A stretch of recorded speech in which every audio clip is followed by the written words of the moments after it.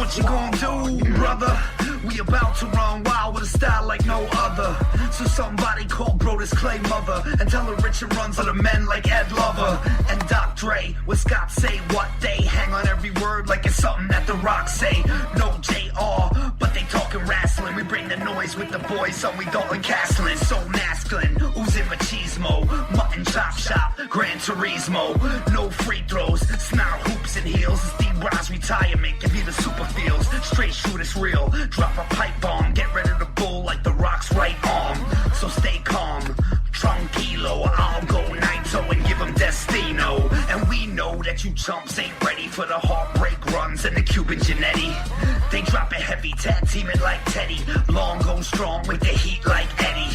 So steady like when Taker walked the tightrope. Spaz like Taz with the mic in a tight choke. Dirtiest player in the game with the eye poke. 1988 Macho Man on a line of coke. These other casts are a waste, they boring. Illegitimate sons like Jason Jordan. And Richard Runz never give him respect unless they going on air with a broken frickin' neck. So bounce like Papa Pump's pecs. Every time they get down, they bound to catch wreck. Y'all don't know nada, they the Okadas. You're the Washington Generals, they the Globetrotters. A whole lot of podcasts in the scene, but Richard Runz running wild is the cast of your dreams. So it seems these two is too sweet. Bullet Club pulling up with schemes to delete. So retreat, we steal, we cheat, but I never lie, I swear on these beats. And these two got some styles for you, but what you gonna do when they run wild on you? Oh, hell yeah. It's the Big Dog Red Titus. And you're listening to the Running Wild podcast. Because if you're trying to run wild, this is the place to do it. Do you want to let everyone know that you get it? Do you not want to be a Melvin? Well, then listen to the Running Wild podcast. And if you don't, you know what you are. I'm the last real man, Silas Young. And if you're any kind of man, you'll be listening to the Running Wild podcast.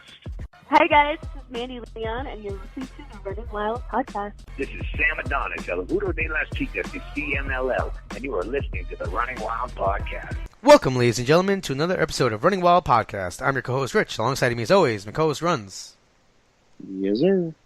I am way too excited for being very tired tonight. As we start our episode, this week we're going to be actually going over the Ring of Honor Final Battle preview. We'll be running down Monday Night Raw, Smackdown, and NXT as well, and any other bits and news as we go along. And we'll also have an interview with Mandy Leon, so make sure that you guys stay tuned for that one, and you can get her thoughts on Final Battle, Women of Honor Division, and more. We're brought to you in partnership with pwpartners.com, ROHworld.com, and lastwordonprowrestling.com, and we're featured on the Wrestling to the Max network. All right, so, wow, Raw was a lot better this week. I mean, I think we can both agree on that, right? Yeah, I mean, not hard to do after last week, but it definitely had some bright spots. Do you think, so now, you know, WWE week is next week. They're saying that there is a chance that basically the contract that USA has with WWE is that they have to produce 5 hours of television a week. And that maybe Raw could get cut down to 2 if NXT works this week. Do you think there's any chance that that's actually real? No. All right. I guess we can all hope, can't we? Like this, I mean, it would just, because what they're saying is that if NXT was on Wednesdays, then the marketing like would even out, like, you know, all the promos and everything they pay. But I imagine how many wrestlers would not appear on TV anymore. You wouldn't have Finn Balor. You wouldn't have Jason Jordan. You wouldn't. Tag team matches would be 2 minutes, and there would be no cruiserweights. It's a lot of time and wrestlers to cut off. Look at SmackDown. You know, American Alpha was never used. There was a time when the women and the tag teams weren't used, and now there's guys like Dolph who just kind of flop around, etc. So, you know, 2 hours is good for the fan, but it also is kind of tough on the talent or WWE in terms of getting everyone on the show. Do you think there's any chance that the bubble bursts and like numbers really drop for all the shows? I mean, at this point, it would appear that it is what it is. Like it's dropped enough, and now it's kind of just at this point. But I don't even know like how to read that stuff anymore because people watch everything on the internet, or they watch stuff on Hulu or however it is. So I mean, you can basically go to WWE's Twitter feed, and right. If I miss any of Raw, honestly, what I do is I just go to their Twitter feed sometimes and scroll, Right. and I get to see the best parts. Right. There are kids who just read WWE.com, or you know what I mean. Like so, things like that exist, and not everyone watches all of it every week anyway. So at this point, I think it is what it is. But if there ever were to be a numbers drop, I'm not sure it would be strictly WWE related either. I think that would signal a much larger problem in wrestling. I mean, wrestling certainly feels like it's on the upswing. It's more popular now. I just wonder how long that bubble stays that way. Are we in a series of years where that's going to keep up, or are we getting to the point where maybe by the end of 2018, things start to happen? I don't know. All right, enough esoteric talk. Let's hit the high points of Raw. I love Drew Gulak. I want to see that PowerPoint in the worst way. I know that we'll never ever see it, but I actually like what he's doing with 205 Live, or what he's doing with the cruiserweights. It actually made me watch 205 Live this week. I'll tell you. I know that sounds crazy. Didn't even think about it. I mean, obviously the big match is going to be next week, but I just like seeing him get annoyed and everything like that. Let's see. I mean, the other thing that really stuck out for me, I thought Roman Reigns versus Jason Jordan was really good. Yeah, it was, and the angle leading up to it, no pun intended, was solid. And so I enjoyed that. They're definitely pushing Jordan towards that obnoxious kind of heel role, right? Like it definitely seems to be where they're going. So I'm fine with that. I'm fine with what he did to earn the match and how all that unfolded. So it was fine. I don't think it did anything for Jordan, like match-wise. We know he can wrestle. We know he's solid in there. We've seen him in the ring with Reigns and all these guys already. But promo-wise, it definitely helped the character a little bit. Yeah, no, I thought that I didn't hate Roman in this match. Oddly enough, I didn't hate him in the angle, the promo, the match, anything. Yeah, no, he was. I actually liked it this week, which is kind of weird. I'm surprised I'm actually saying that, but I actually enjoyed that. I think that where I should have started with what I was most excited for. Can you take a guess?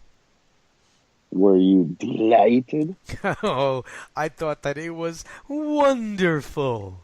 I mean, so first of all, Matt Hardy has done an amazing job of on social media since last week of really hyping this up. Like pictures of this. Right. And go ahead.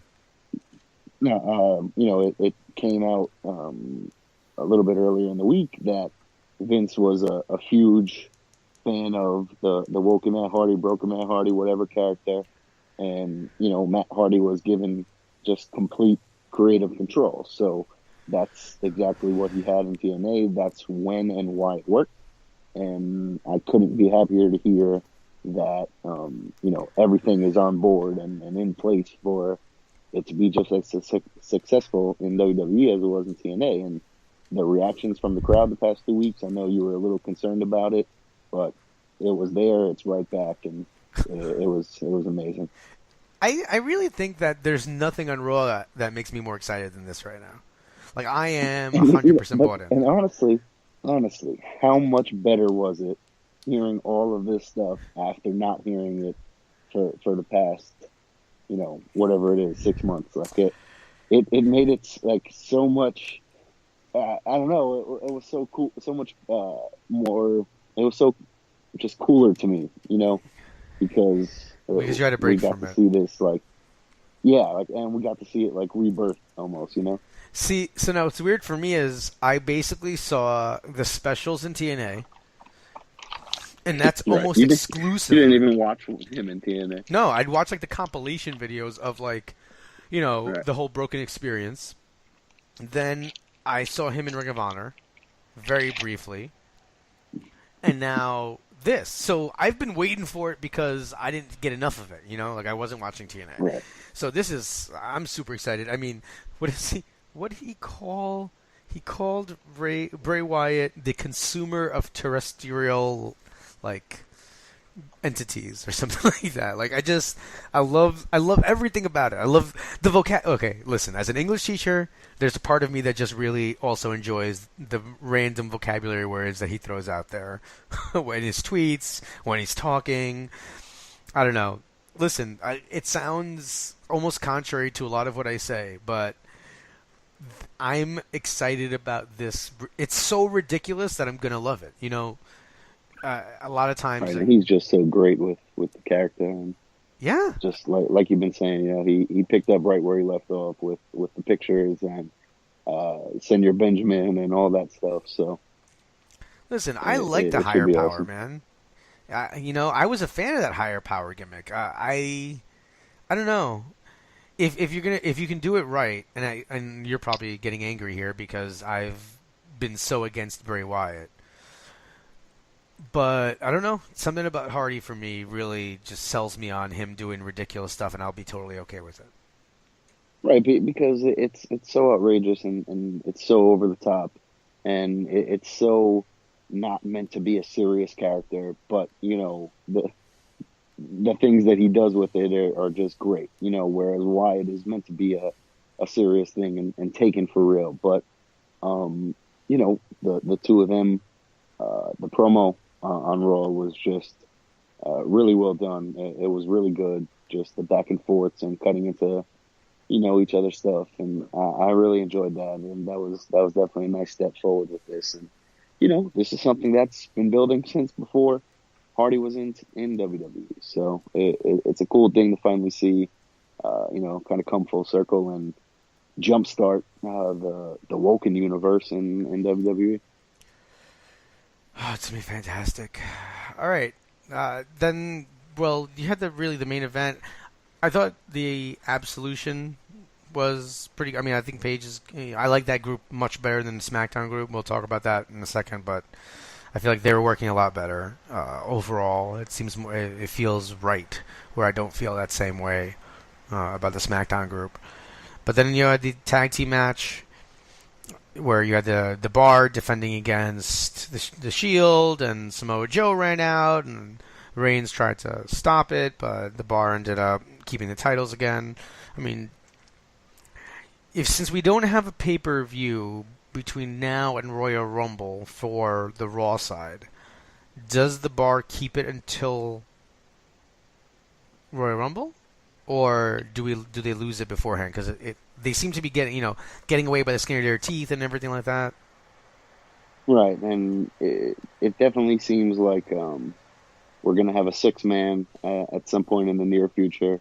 So I don't know. It could be a deal where they don't really get the title match until the Royal Rumble. Maybe they do something like a steel cage or something like that, which, you know, they don't really need to do and don't typically do with the Rumble, but who knows? So I don't know. Maybe they'll do something like that, or they'll have another match on Raw where maybe we see a title change or something like that. But I would just rather the Bar hang on to the tag titles for a while, and you know, we go from there with Roman being disappointed in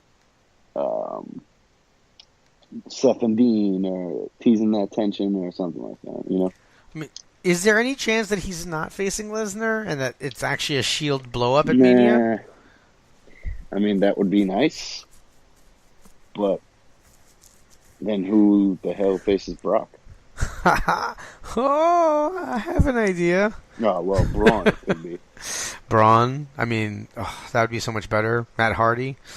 Anything. Yeah, Matt Hardy could look. Woken Matt Hardy defeats 43-year-old Matt Hardy defeats 40-year-old Brock Brock Lesnar. Lesnar might actually break. He would be, no, yeah. That Like, would be, literally break, you know. That would be bad. all right. So, I mean, I'm trying to think. I think that was really, for me, what stuck out on Raw. I mean, you still have the Braun Kane stuff, which I'm kind of ignoring altogether. I just don't really... I'm not really looking forward. I don't care. Braun's going to win, right? I mean, they're going to face off. Braun's going to take Kane out, and Kane's going to be gone. Right. Unless And you they're have... fighting on Monday, so I don't know what that means. Yeah, I don't know. It doesn't... I will say what I do like is Elias. I'm liking him more and more every week. Yeah, he's solid. You know, it continues. You know, like you said, every week he's just more and more solid and more comfortable in his role and all that. So it's good to see that continue to grow, but I don't really know how high that ceiling is for the character. You know, if it's the honky tonk type man of honky tonk man type of Intercontinental Champion, or you know where it goes. Yeah, me neither. But I listen. I kind of like Cheap Heat. You know, not. I mean, I do like the podcast, but I do like when the heel insults the town and shit and the craps on the baseball team or whoever just lost. Like, I like that kind of stuff. I know some people probably don't. He's really like good and different about it because Yeah. you know he'll like, oh well, now I'm gonna have to start over and that sort of thing. So you know it's definitely entertaining and it's good heel work for him. I mean, I've been the teacher to do that, and I've been in the class and been the student experiencing that, and that's real heat. That's real life heat, man. Like, all right, I'm gonna have to start over again. You know, like you made me do it. It's fantastic. It's there. You don't get more heel. You get super heat from the good kids when you do stuff like that. It's not even the bad kids that care. Not that they're bad kids. I just mean misbehaving kids. So nobody listening to this, write me up for that, because I'm sure that everybody writing up is got close ties to the Department of Education and wants to get me fired. All right, so that was Monday Night Raw. Now, what do we do? Spend 2.4 seconds on SmackDown? I'm going to start... Yeah, I was just going to say, I don't even think there's anything. There was a solid promo from Mojo, a good comeback on Twitter by Zach. Other than that, you know, it was what it was. Yeah, I mean, I like Sammy and Owens, obviously, whatever they're doing. Like, Sammy is... Right. Oof, he is so obnoxious. It's absolutely amazing. It's so good. Yeah. And I just don't. Where are we going? And it seems that Daniel Bryan is kind of on their side. So what's happening? Like, I don't. What is this leading to? Yeah, someone at work was asking me about this today, and I was just like, I really don't know. You know, I can't even begin to think where this goes, because what happens? They beat Orton and Nakamura at the pay-per-view or whenever they have that match, and then what? I don't know. Or do they lose, and that's even worse. But you got to figure they win and continue to hold it over Shane's head, or maybe they lose and it gives them something else to complain about. It could go either way, and clearly it's got to lead to some sort of Daniel Bryan Shane issue or power struggle. I really don't know. Yeah, you're right. I mean, it doesn't matter. I guess either way, if they win or not. Yeah. Is it official now that Nak is his partner, or is it still a mystery? I mean, he came out to help him, so I'm gonna assume. It would be dope if it was just like Tatanka. Jeez. That would be so random. And I do like, I didn't love all SmackDown, but I like Rusev and Aiden English together. Oh yeah, Rusev Day was great. Rusev is amazing. And then, like I said, I'm not a fan of Bobby Roode stuff. The Bludgeon Brothers don't really need, I think, to be destroying dudes at all. Like, Do we Yeah, not? I'm fine with all of that. The only thing I really didn't like and don't understand is like why we have to make Crazy Mary Dobson so southern. Oh.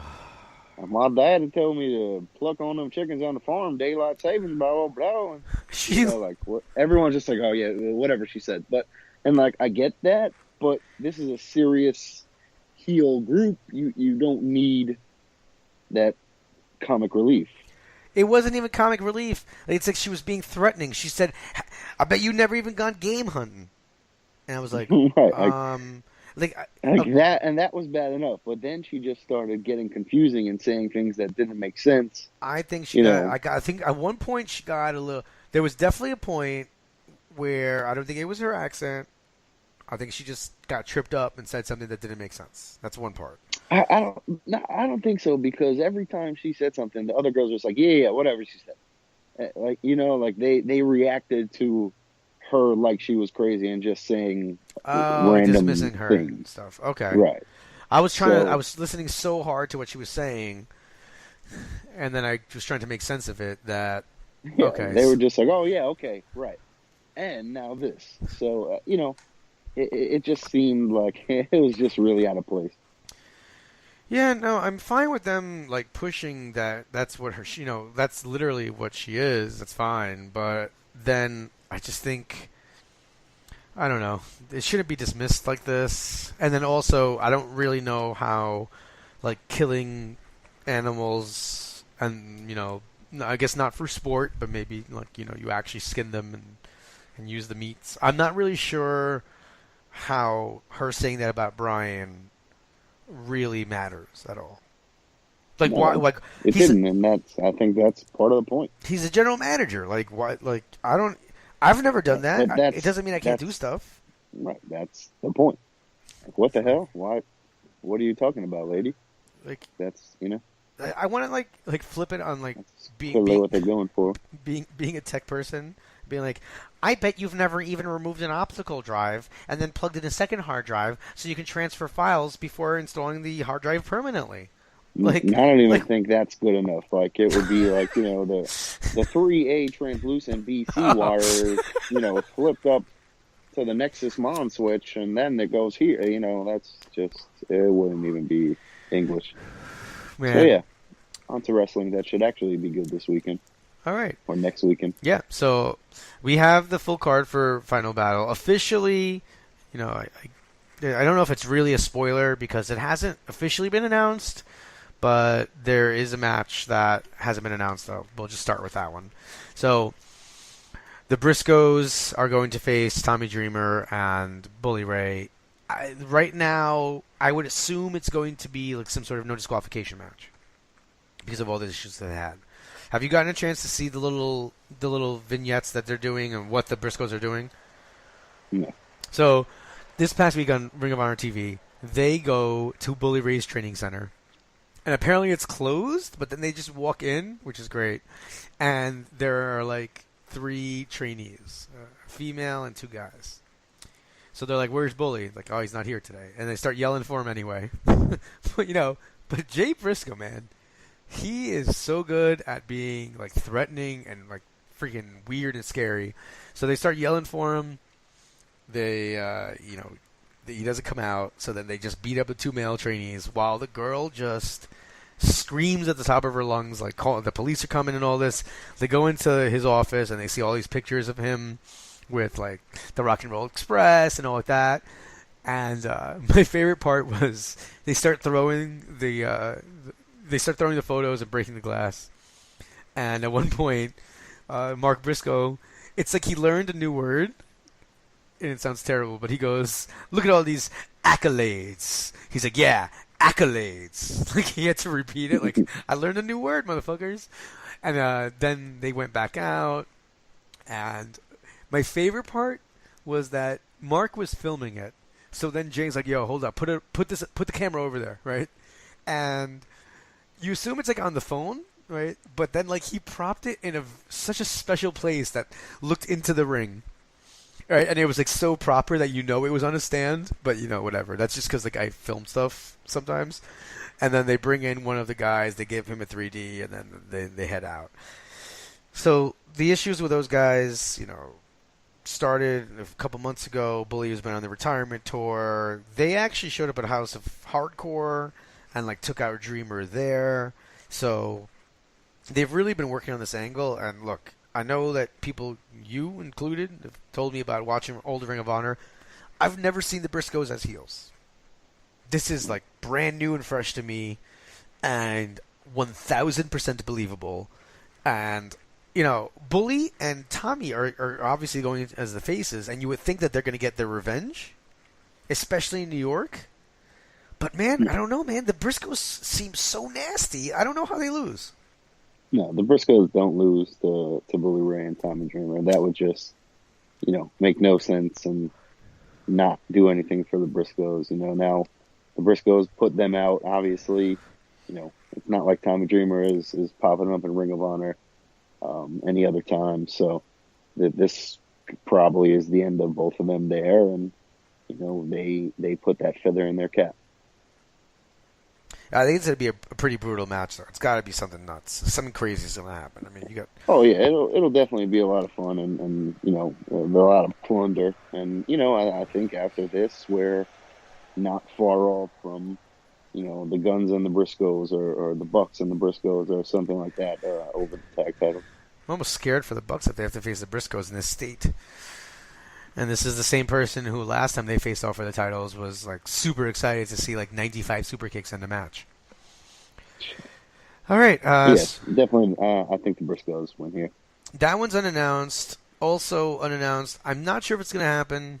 I don't know if there will be women. They've been pushing Women of Honor on a lot of the shows, but I don't know. This card seems kind of stacked already. With that match, it comes out to 8 matches. Or so. Hold on. 1, 2, 3, 4, 5, 6, 7. Yeah. With that match, it's 8. So that's normally the number they do for pay-per-view, and it starts at 9. Which is the only thing that I'm I wish it started at 8 o'clock because I'm old and it's a Friday. Mm-hmm. But anyway. So then the card proper that's been announced, you have Matt Taven versus Will Ospreay. I don't see, Ospreay's not around a lot anymore. Taven just had a match with Flip Gordon. I believe it was on the... I think it was Being the Elite. No, not Being the Elite. I'm sorry. ROH Elite. That was a VOD that went up recently. I thought it was for me, it was a preview to this match. In that, you have a high-flying guy, and how is Taven's heel style going to, work with that? So he's, really working on keeping him grounded. I don't see a reason, really, for Ospreay to win here. To be honest, I mean, they're kind of pushing Taven a little bit more as a singles recently. So I actually think that Taven ends up going over on Ospreay here. Yeah, and you could easily have the Kingdom, get involved and distract Ospreay or push him off the top rope or anything of that nature. So, that makes a lot of sense going there, and it's definitely good booking on their part. Throw Taven in the ring with someone like Flip Gordon, like you said, as a prelim, to this match. Yeah, so I think it's going to be really good. The Kingdom hasn't been announced for a match. They've actually, or at least TK Orion is, I think Ring of Honor put out something check out Final Battle, and they're like, hey, you know what, maybe I'll be excited about Final Battle if you guys give us a match. So nothing's been announced, but I think that maybe they come out and do that, to kind of get their revenge. Right. There's probably going to be or they wrestle the dogs on the pre-show. Yeah, I could see that. I mean, I don't know how often, because Scorpio Sky, I haven't read anything about him being with the company permanently, so I'm not sure if he's just making appearances. Yeah. So if he's going to be there, and then you also figure coast to coast sometimes, so maybe you have a Kingdom versus coast to coast versus the dogs to start off, the pay-per-view. That'd be the dark match. Then we have a match I'm really excited about, Jay Lethal versus Marty Scurll. So, essentially... First time they've wrestled singles-wise? So I want to say that. I want to say you're right. Definitely in a big match. Definitely a big match. Like, if it was maybe early on when Marty first came in, type of thing, but Right. I don't. Maybe like in some sort of tag, but never one-on-one like this. Right. And no TV title defenses or anything like that. Nope. Okay. And So I don't know if you've seen the footage, but Skrull essentially came out and was like, "I'm looking for the old Jay Lethal." The guy who used to be a villain, the guy who used to take the shortcuts, like whatever, used to do anything he could to win. And then something that I've been waiting for a long time, as you know, I watch all the VODs, every minute of them. I want there to be continuity on the VODs. And on the VODs, they basically had, like, Marty came out, and they did it on TV, where he offers Jay the umbrella to cheat to win, and then Jay doesn't do it. They had Marty had a match with the Beer City Bruiser where there was a rough bump, and Jay's watching from the ramp, and Skrull uses the umbrella to knock Bruiser out, and he's just looking up like, okay, I see what you do. I mean, by the way, nothing. I love when a dude just comes out to watch the match from the ramp and then just leaves. Like that's my favorite. I love that. I mean, I guess it's mind games, right? But I always like the idea, like, I want to see this up close. Like, the cameras are actually pretty good. You should probably just watch it on TV. But I think it's great. The story of Jay being a good guy now. And I think there's going to be, I expect there to be a Roddy Piper, Bret Hart WrestleMania 8 moment where Lethal has the opportunity. He has the weapon in his hand. He tosses it aside. And then Skrull ends up winning because Lethal lacked that killer instinct to go for it when he could have. Right, you can definitely see that, and he throws it to the side, and then Marty uses it or something like that. It's going to be so good! I think the finish here is Lethal goes for the lethal injection and backflips into the chicken wing. Oh, yeah. Yeah, well, I mean, but of course, first Marty has to call chicken wing, not hit it, and then that happens. Man, lately it's been weird because he's been doing some more comedy, like a lot more comedy stuff on the VODs. Like he was teaming with Paige, and they'd go to do, like they'd put someone in the corner, and they go to splash him, and Paige hits the clothesline, whatever, and then as Marty runs in, boot to the face. But then Paige goes back, clothesline. Then Marty runs back, boot to the face. When they were doing during Global Wars, if Marty was with the Elite, like they would all jump off somewhere and backflip or something, and then Marty would try to go do it, and he would mess up. Like he just couldn't flip over. Like they kept encouraging him. So they were doing a little bit of comedy stuff. So I'm kind of glad that this match is happening because I feel it'll be more serious. But that. I don't care what anyone says. When he hypes up the crowd and he's jumping up and back and forth, like getting the crowd to get excited, and then goes chicken wing. I mean, and then doesn't hit it ever. It's one of my. I can watch that 1,000 times and not get bored of it. Yeah, it's great. Marty is one of the most entertaining guys out there today, and that comedy aspect has always been, part of his character with the Party Marty and all that's kind of. There's been some underlying comedy there, and he's just so charismatic and so good, and it comes off so natural. And, that's definitely a byproduct of being the Elite lately where, he's had some more freedom and, to just be a clown and do some more fun stuff there. So I'm going to say Marty gets the win here and, setting up for future things down the line between these guys, but he needs the win to establish himself in Ring of Honor. Then we have War Machine, Hanson and Rowe versus The Addiction, Daniels and Kazarian.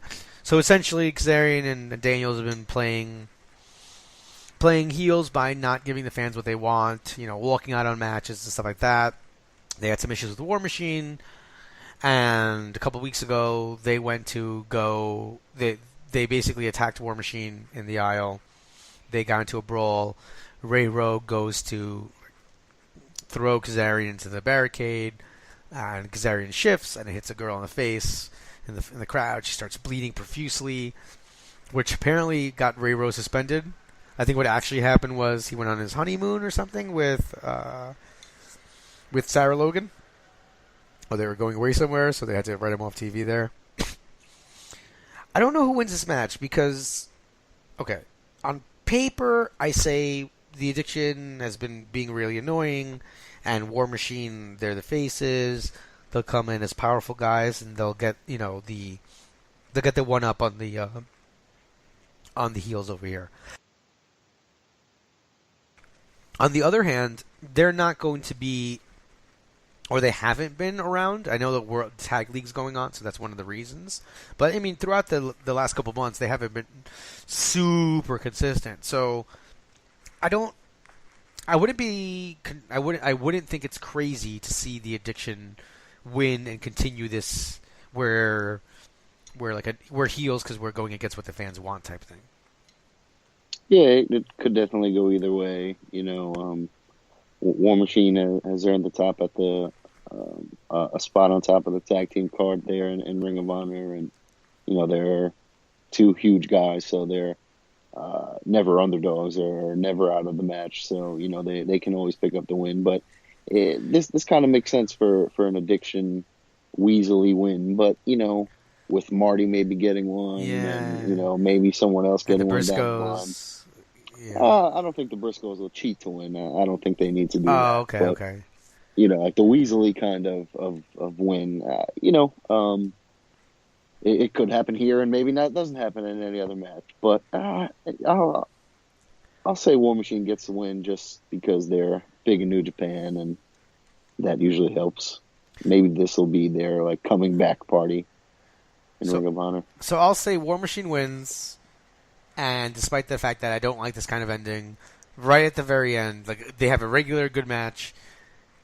The Addiction, they pull, they're getting pinned. Kazarian pulls Daniels out. They leave. Count out. And then we'll have another match down the road. Yeah, makes sense. All right, so for the 6-man tag team championships, we have the Hung Bucks, Adam Page, Matt and Nick Jackson defending against Flip Gordon, Dragon Lee, and Titan. What are your thoughts on this match? Is this the match you're most looking forward to? Not even close.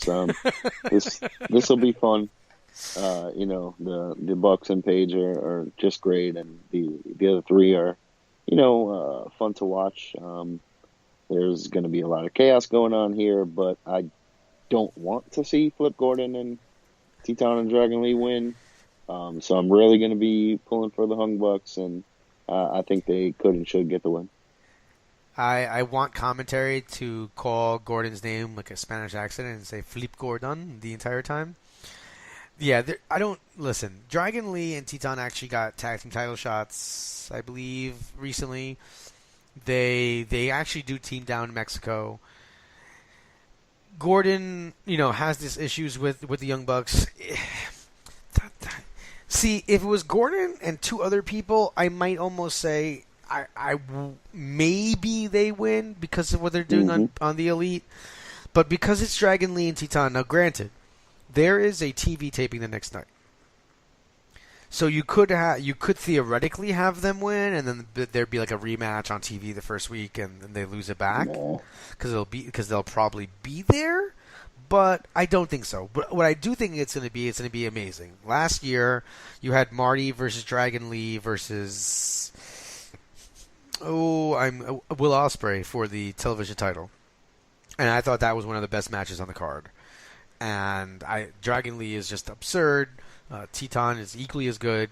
We know what we get from Flip Gordon, and obviously the Young Bucks and Page are a proven commodity. So I think this is the match that's going to. I don't think we'll have a surprise ending. I think the Hung Bucks will retain, but I think this is the one that you're going to have the craziest spots where you're like, "Holy crap! How do they do that?" Well, of course, that's any Young Bucks or any Titan Dragon Lee Flip Gordon match. That's what those guys are around for, is to do the flips and that kind of stuff in those matches. So it'll be fun. It'll be fun. But it's not really anything different than we see in any other 6-man in PWG or some New Japan or stuff like that. I will be live at the event, and I will be live tweeting the flip counter for this match. I will count all the flips, not just flips, but Dragon Lee's flips, Teton's flips, Matt Page's flips.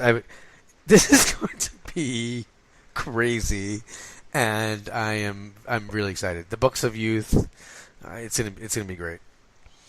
Then for the tag team championships, we have the Motor City Machine Guns defending against the Best Friends, Trent Beretta and Sexy Chucky T, who are, I don't know if we're following this, but in New Japan, they just kind of had an argument a bit, and basically Sexy Chucky T said that they're not friends anymore, and said that Beretta has a stupid headband, and he just, Beretta walked away, and he's like, we're not even friends anymore. So I don't know if they're going to play off that at all, and there's going to be some argument in the ring that's going to cost them, because I just don't see the Machine Guns losing to the Best Friends. Not because the Best Friends haven't been established as good, but I don't know. I think you end up seeing the Machine Guns losing to a heel team. I actually think the Addiction ends up getting another run, or maybe the Briscoes next. I don't see it being the Best Friends winning here.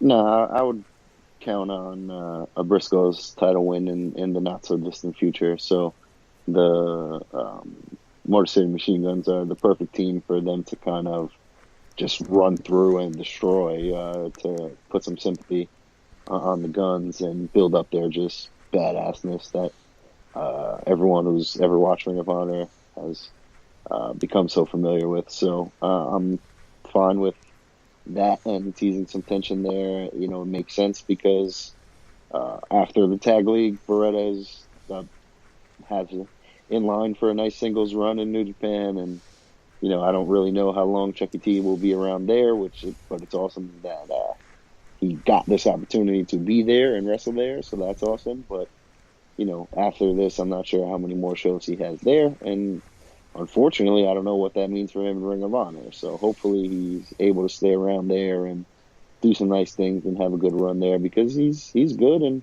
he's a good hand to have around.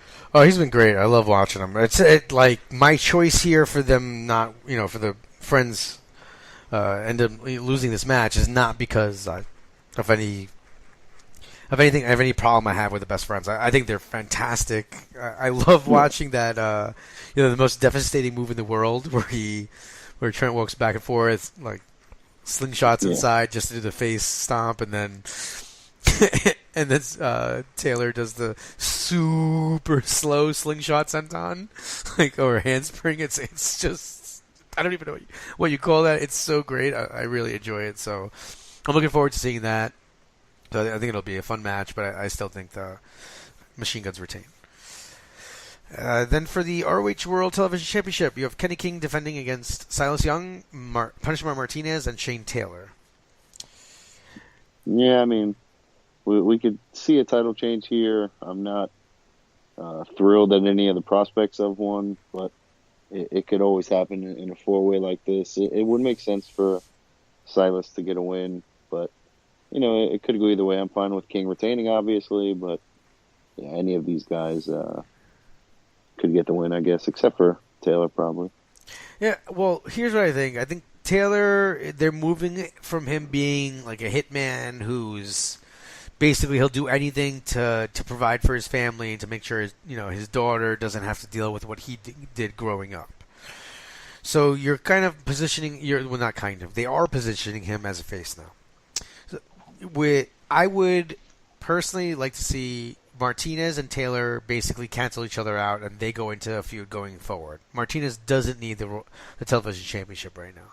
He already earned a championship opportunity against the world champion at some later date by winning Survival of the Fittest. So have him feud with Taylor. Maybe he even goes over on Taylor, so he looks stronger going to the title shot. So that leaves King or Young.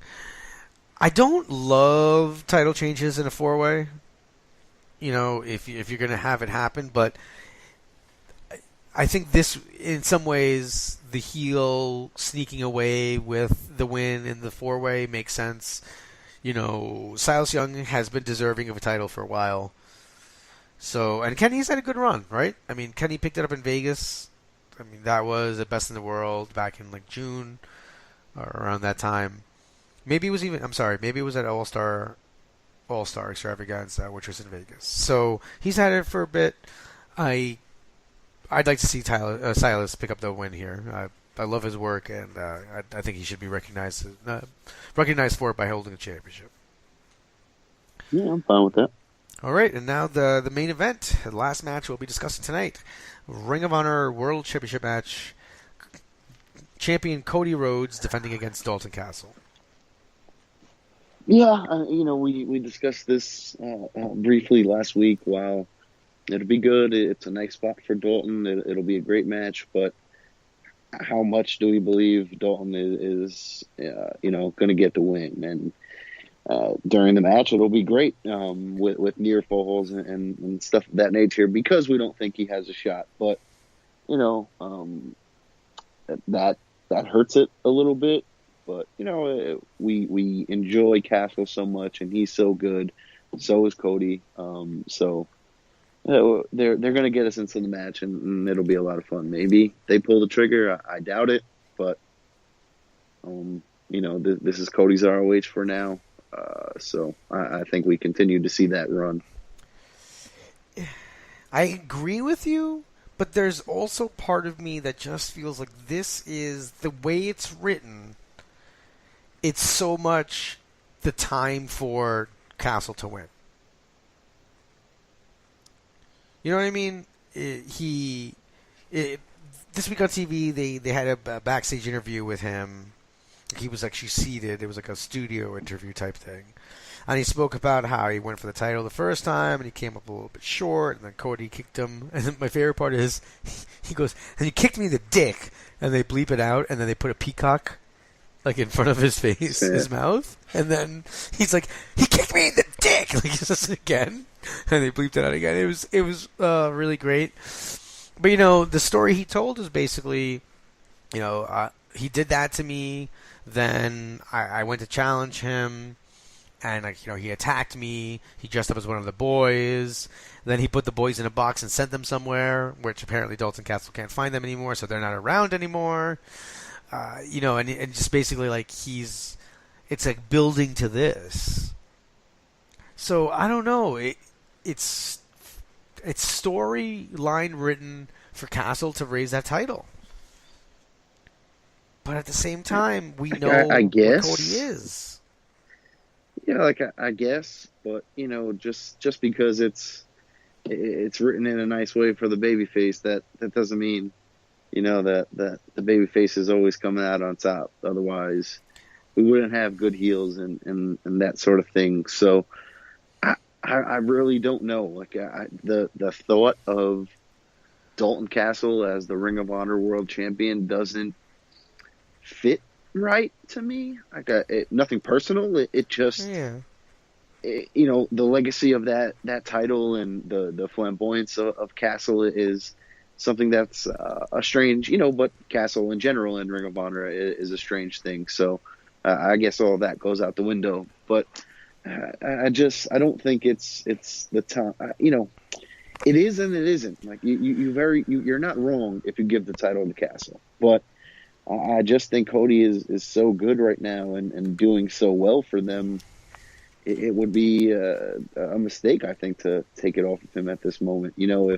If he beats Castle here and we continue this run and he holds it into the summer of next year or something of that nature, and then Castle gets a win at Glory by Honor or Death Before Dishonor or next year's Final Battle, whatever the hell, I think it'll be even bigger. With some more heel work from Cody and something like that. But I don't know, because we could be headed to something with Omega or an implosion of Bullet Club. Who the hell knows? Yeah, it's tough. The other thing is that Cody's supposed to be defending the title at Wrestle Kingdom. I forget who it's against, but it's definitely like a Japanese talent. Well, let's not forget. I believe it was last year when Kyle O'Reilly beat Adam Cole at Final Battle and then lost the title back to Adam Cole at Wrestle Kingdom. At Wrestle Kingdom. I get it, extenuating circumstances, but we could very well be seeing something of that nature where Cody just gets his rematch at Wrestle Kingdom and not necessarily wins, okay, but he just has the rematch there. That's interesting. The guy, I'm just blanking right now, but the person that he is defending against has already been announced. Like it's not a Ring of Honor talent. Yeah, I mean, they can make it a 3-way or anything. You know, it's that's smart. there is that fine print. Okay. Part subject to change. Yeah, you that was know, good. so. That was good. All right, I didn't even think about that. All right, so I'm gonna have to agree with you. Although I think it's written for Castle to win. Right. I think Cody's gonna win, but if Castle wins, I won't be like, oh my god, I can't believe that happened. You know, either way, whoever wins, I think I'll be happy in this one. Yeah, I agree. You know, that's kind of part of the issue here with the predicament. You know, as much as, you know, it's written for Castle, or as good as Cody is, that just makes it, you know, that much better in terms of we don't know what the hell is coming, and so we'll see. Yep, and super cheap plug, but you guys should definitely head over to Ring of Honor World, ROHworld.com, where you guys can check out all my reviews of the VODs and TV's episodes that come out weekly over there. Because, you know, heading into Final Battle, I know that a lot of people maybe don't follow the product the whole time, but the Final Battle becomes kind of a time where they really want to catch up on the storylines, and I've got everything reviewed over there. I'll have Survival of the Fittest Night 1 out by the time you guys listen to this, so you guys should check that out as well. And please keep your eyes peeled this week. I will have my written preview where I just kind of use different vocabulary words to say a lot of what I said here out as well, so you should check that out. But right now, I just want to hope you guys enjoy the interview with Mandy Leon. All right, ladies and gentlemen, welcome Mandy Leon to the show. Mandy, thanks for joining us. Hello, thank you for having me. So we are 1 week away, just a couple hours from Final Battle. How excited are you about the event next week? I'm extremely excited. This is the one event throughout the entire year in Ring of Honor that I look forward to the most, besides the anniversary shows. It's one of our biggest events, and the venue alone at the Hammerstein Ballroom is absolutely incredible. So I'm extremely excited for this. The lineup is amazing. I cannot wait. So, you know, Ring of Honor actually started, you know, putting Women of Honor matches more. I mean, the fans have been clamoring for it, and they actually started putting matches during the Global Wars live streams that came up on ringofhonorwrestling.com. You know, you were away in Stardom. What was it like to watch, you know, a big milestone for the division there and being incorporated more while you were away? Oh, it was great. As far as the live stream goes, we were on a dark match live stream before this, but as far as a bigger event goes, this was our first big Women of Honor live stream that was a part of the event. And we were featured on a few TV episodes before this as well. We've had TV specials and everything like that. So for me to sit here and see the progress of Women of Honor and how far we've come throughout the past few years, it's really incredible. And to see it continue while I was in Japan as well was great. Overall, it's phenomenal to see where we are. How do you and the other competitors in the Women of Honor, you know, deal with the fact that there is no title? I mean, I know that's something that people have asked probably 1,000 times, and I know that, you know, a lot of you guys want the title there. How do you stay focused, and how do the rest of the competitors stay focused with this idea that it's up in the air right now and you haven't heard about that yet? I think as far as the Women of Honor go, we understand. Simply because it's more of a business understanding. I think the fans want it so bad, and don't get me wrong, we want it so bad too.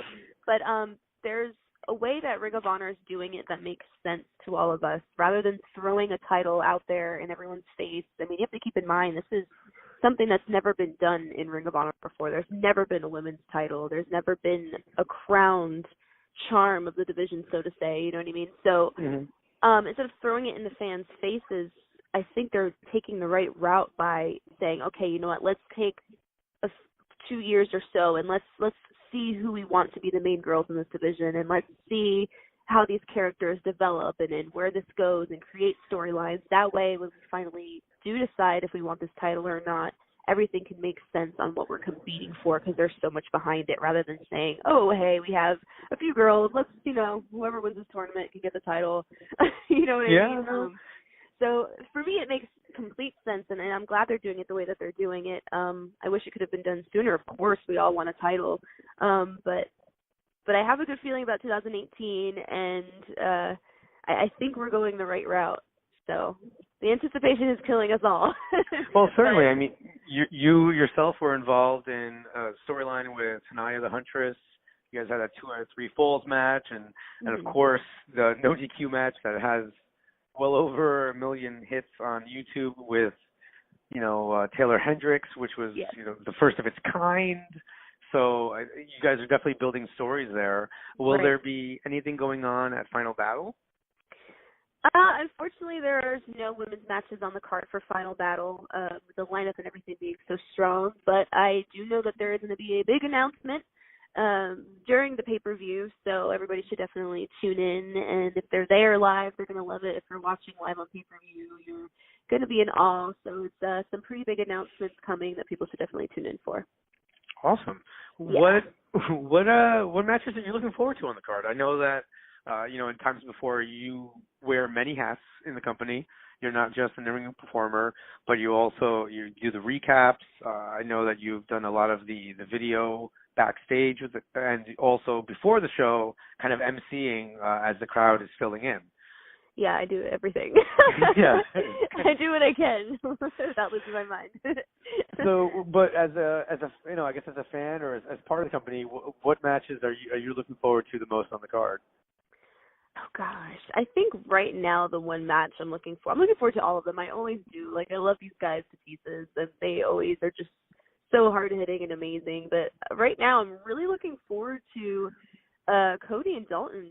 I really am, because I love Dalton so much. Like, I'm a huge supporter of Dalton Castle, and just to see how far he's come, and now that he's back and to face Cody, I think that's going to be a really, really cool match. So, and Cody as well, like, I think a lot of people kind of doubted him when he came into the independent scene and, from WWE and things like that. But, I mean, he's really proven himself throughout his career with New Japan and on the indie scene, and now with Ring of Honor as a champion. So I'm really excited just to see those two, just because of their backstories, go at it and their storylines within Ring of Honor. I'm really looking forward to that match the most. That was going to be super fun. I mean, Cody last year walked in, beat the Gatekeeper, Jay Lethal, and now he's coming back to Final Battle a year later as a champion.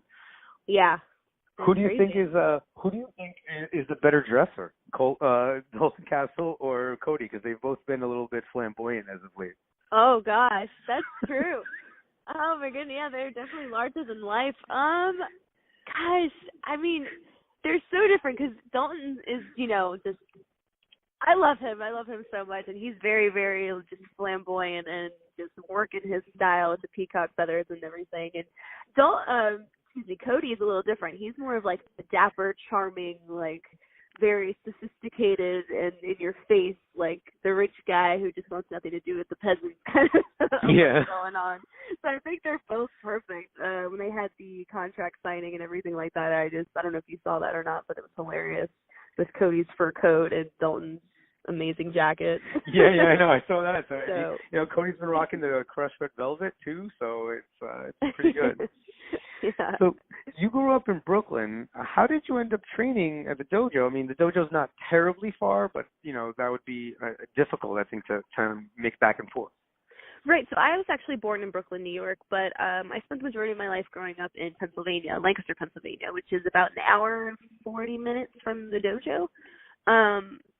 When I first wanted to get into wrestling, just upon doing my research and everything, I wanted to see the best schools in my area, and I just got fortunate enough to see that Ring of Honor was the closest, even though it's an hour and 40 minutes. A bit of a drive, but it was worth it. And so you also, I know that you just recently got to go to Japan for Stardom. Now, you also are able to speak Spanish. How much do you have an itch to want to head down to CMLL at any point, especially with the partnership the company has? Oh, wow. Yeah, I mean, God, my Japan tour was something that I've been dreaming about since I was a little girl, so that was an experience in itself. But as far as Mexico, working for CMLL, yeah, totally. I've always wanted to study the lucha style more, and CMLL is amazing, and their girls are incredibly talented there, the luchadoras. So right now we've had their girls come here, Mm-hmm. but none of the Women of Honor have been there. So hopefully in the future that can be the next thing. Maybe 2018, we'll see. What is it like for you? I mean, the division just kind of got a reboot about 2 years ago, and now you're going to the dojo, and, you know, recently there was a Women of Honor tryout camp. Mm-hmm. You know, you're kind of going from somebody, the only person kind of in a division, to then being like a mentor for others. What's that like? I always say it's emotional, but also unbelievable, because when I was training at the ROH dojo, of course there were female students before me, as you know, Jenny Rose and things like that. But when I was training during my time there, I was the only female student.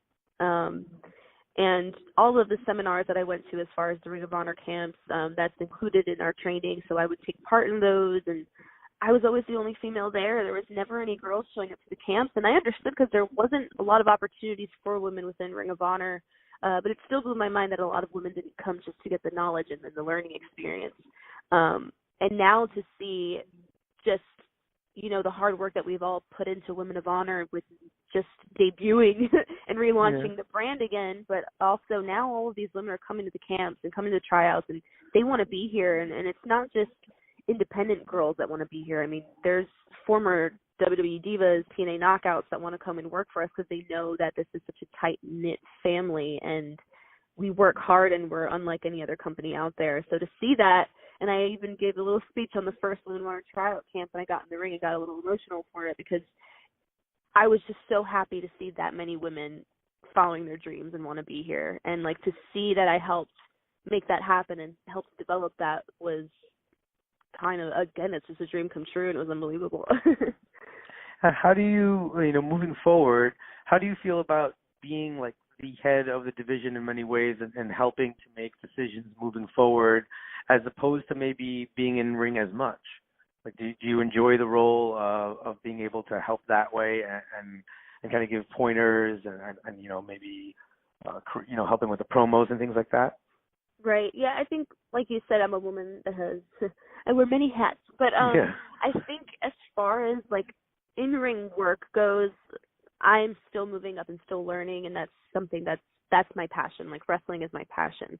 But I also have a creative side to me where if I wasn't wrestling, and even while wrestling, I want to do everything that there is that I can do within the company to still be a part of it.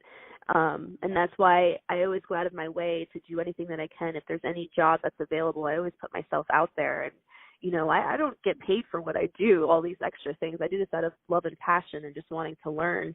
So if there ever is a day where I can't do in-ring work, I would definitely love to coach one day. I would definitely love to, you know, be the person behind the scenes that helps with videography and things like that, for sure. If that was to ever come about, definitely. Certainly. Where are you working in any other companies or wrestling anywhere else in the area when you don't have shows for Ring of Honor? Oh, yes. I work at Northeast Wrestling a lot. I do a lot of conventions, and you'll see on my pages I always announce different places that I'll be. I am accepting bookings. Since I've been home from Japan, I've kind of put my focus into Ring of Honor the last month or two. But in the start of the new year, I will be accepting new bookings throughout 2018. Excuse me. Yeah. Excellent. And, you know, you've made appearances, I know, at the Big Apple event, the big event over here in New York City, in Queens, by LaGuardia Airport, and that's always a huge success. Have you had any surreal moments when you're there running into, you know, stars of yesteryear that you grew up watching, or that now in your studies, you know, as you're preparing for matches, that you've seen and you can't believe that you're like, you know, sitting at a table next to them? Right. Yeah. I mean, conventions are always mind-blowing, because I never thought in a million years when I was little that I'd be, you know, following my dreams. Not only that, but just meeting these people that I looked up to, and like you said, doing business with them, or sitting next to them, or, you know, having them pass me by in the hallway and saying, "Oh, hey, Mandy, you know, how's everything going?" And it's like, what? Like, what is my life? Like, what? You know what I mean? Like, how does this happen? And you're like as an equal to them now, and it is crazy. Even throughout my short time outside of conventions as well, just God, I mean, I always refer it back to like Liger, for example. I had my first intergender tag match, not my first, but his first intergender tag match was with me. I was his first female partner ever in all of his career. He's been around forever. He's never had an intergender match in his life. And I'm like, I haven't even been wrestling that long, and I just, like, what? It's kind of it's mind-blowing. It's still, people who are in this and say, oh, I'm just one of the guys, yada, yada. No. For me, it's still, I'm 100% professional, but there's still the little fan inside of me that I don't show it. Yeah. I'm professional, but inside I'm very thankful and in awe that my life is like a movie, that I just can't believe what's happening in it and all the things that I'm accomplishing. Again, because of hard work, 100%, but still it's so bizarre. I mean, meeting your idols and people that you looked up to and working with them, it's an incredible thing. That sounds fantastic. Yeah. Where can fans find you on the internet? I'm on Twitter at Mandy Leon XO. I'm on Instagram at Mandy Leon. I'm on Facebook at Mandy Leon XO, and I'm currently building my new website, which is www.mandyleonxo.com, because someone stole mandyleon.com. That's kind of absurd. Weird. Right.